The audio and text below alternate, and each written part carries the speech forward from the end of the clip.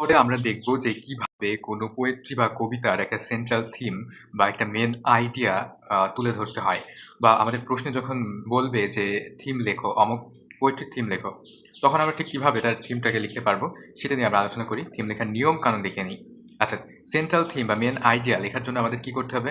Mention both what the theme is. ওই আ কবিতাটা বা ওই পোয়েট্রির থিমটা কি সেটা আমাদের আ ডিসকাস করতে হবে, মেনশন করতে হবে যে দ্য মেইন থিম ইজ অমুক-তমুক। ঠিক আছে? And how it is presented, অর্থাৎ ওই কবিতার ভেতরে ওই থিমটা ঠিক কিভাবে প্রকাশ পেয়েছে এটাও আমাদেরকে তুলে ধরতে হবে। তাহলে আসলে ওই থিমটা কি এটাও বলব এবং সেই থিমটা কিভাবে কবিতাতে ফুটে উঠেছে সেটাও আমরা তুলে ধরব। State the theme clearly. আমরা সরাসরি পরিষ্কারভাবে ওই থিমটাকে তুলে ধরব। একদম সরাসরি তুলে ধরব এবং সহজ কথায় তুলে ধরব এবং সুন্দর করে ক্লিয়ার করে তুলে ধরব। Okay? Show how the poet develop it. কবি ওই কবিতার মধ্যে কিভাবে সেই টোনটা বা কিভাবে সেই থিমটাকে তুলে ধরেছে। অর্থাৎ কবিতার যে স্ট্রাকচারটা, এই যে এটা হতে পারে ইমেজরি, অর্থাৎ ওই থিমটা ইমেজরি অর্থাৎ কাল্পনিকভাবে তুলে ধরতে পারে, কিংবা টোনের মাধ্যমে তুলে ধরতে পারে, কিংবা স্ট্রাকচারের ভিতরে কোনো এক জায়গায় সেন্ট্রাল থিমটা লুকিয়ে থাকতে পারে। তো এইটা আমাদেরকে বলতে হবে যে অমুক আ লাইনে এই উপায়ে যেই মেসেজটা দিচ্ছে সেটা হচ্ছে এই থিমটা, এভাবে আমরা লিখে দেব। তো আমরা ফরমেটটা সামনে দেখব। আমরা ফরমেট নিয়ে আলোচনা করব যে এক ফরমেটে কিভাবে সমস্ত থিম লেখা যায়।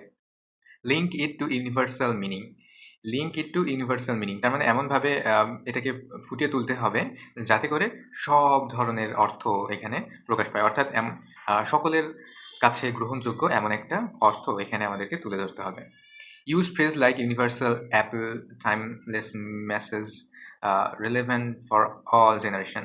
অর্থাৎ সকলের জন্য সার্বিকভাবে এটা কি তথ্য দিতে চায় সেটা আমাদেরকে তুলে ধরতে হবে আল্টিমেটলি স্টেপ 3 তে। ঠিক আছে? তাহলে স্টেপ 1 হচ্ছে থিমটাকে আমরা ক্লিয়ারলি এক কথায় বলে দেব, সহজভাবে বলে দেব। অ্যান্ড সেকেন্ড স্টেপে আমরা কি করব যে ওই থিমটা ঠিক কোথা থেকে নিয়েছে, ওই থিমটা কোথা থেকে নিয়েছে, কোথায় থেকে আসছে, কি মানে বহন করে সেটা। আর স্টেপ 3 তে আমরা লিখব যে এটা একটা ইউনিভার্সাল মিনিং প্রকাশ পায়, অর্থাৎ সার্বিকভাবে একটা অর্থ প্রকাশ করে। এটাও আমরা এখানে কিন্তু লিখে দেব। ওকে, তারপর আমরা দেখি ফরমেটটা কি? এই ফরমেটটা তোমরা এখন খাতা কলম বের করো, ফরমেটটাকে লিখে নাও। ওকে, আমরা ফরমেট নিয়ে আলোচনা করি। আমরা লিখব যে the central theme of the পোয়েমের টাইটেলটা দিব, পোয়েমের নামটা দিব। ওকে, তো revolves around the main idea. Main idea, main আইডিয়াটা কি সেটা আমরা দেব, অর্থাৎ ওই কবিতাটা কি নিয়ে লেখা সেই মেইন আইডিয়াটা আমরা দেব। The poet develops the theme through, আমরা সংক্ষেপে দেব যে কবি আসলে কি বোঝাতে যাচ্ছেন। কম্পেয়ার্স, কোনো যদি কম্পারিশন থাকে বা তুলনা থাকে, তুলনা বোঝাতে ব্যবহৃত হয় তাহলে কম্পেয়ারের মিনিংটা আমরা দেব। তারপর পার্সোনাল রিফ্লেকশন, অর্থাৎ তার নিজে সে কি বোঝাইতে চাচ্ছে সেটা আমরা দেব। ন্যাচারাল ইমেজরি, অর্থাৎ যদি কোনো প্রাকৃতিকে ফুটিয়ে তুলতে চাই তাহলে সেটাও আমরা এখানে দেব। তারপরে লিখবো আমরা in the poem the poet conveys the message that, অর্থাৎ এই কবিতাটিতে কবি কোন মেসেজটা দিতে চেয়েছে সেই মেসেজটা আমরা লিখে দেবো যে ট্রু বিউটি ইজ এটার্নাল, অর্থাৎ কবিতাটা থেকে আমরা একটা মেসেজ বের করব, ওই মেসেজটাকে এখানে লিখে দেবো। ওকে, তো এখানে কয়েকটি উদাহরণ কিন্তু আমি দিয়ে রাখছি।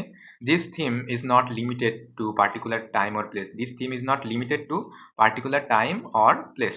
এই যে থিমটা, এটা শুধুমাত্র ওই নির্দিষ্ট স্থান বা নির্দিষ্ট সময়ের জন্যই লিমিটেড বা সীমিত নয়, বরং ইট ইজ ইউনিভার্সাল। এটা বিশ্বজনীন, সকলের কাছে স্বীকৃত।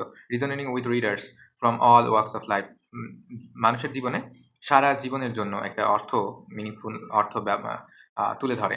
The way the poet blends, মানে কিভাবে কবিতাটার কবি কিভাবে তুলে ধরেছে। এটা emotions, philosophical ideas and visual imagery কোনো কিছু একটা হতে পারে।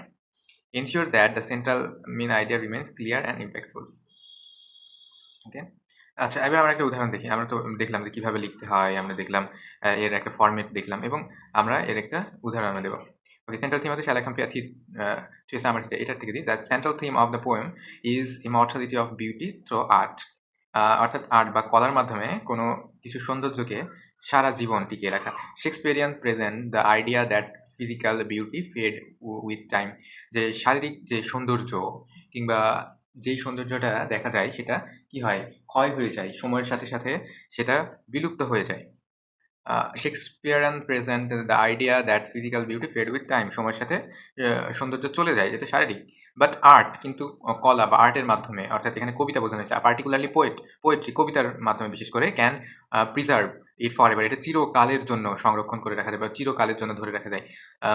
Throw the metaphor of comparing a person's beauty to a summer day, এখানে কি করা হয়েছে, পার্সন বা একটা ব্যক্তির সৌন্দর্য সামার ডের সাথে তুলনা করা হয়েছে, গ্রীষ্মের দিনের সাথে তুলনা করা হয়েছে। The poet highlights the perfection of his beloved qualities, এখানে কি করছে কবি তার যে ভালোবাসার বা পছন্দের মানুষ, তার যে গুণবলী সেটাকে সুন্দরভাবে ফুটিয়ে তুলেছে।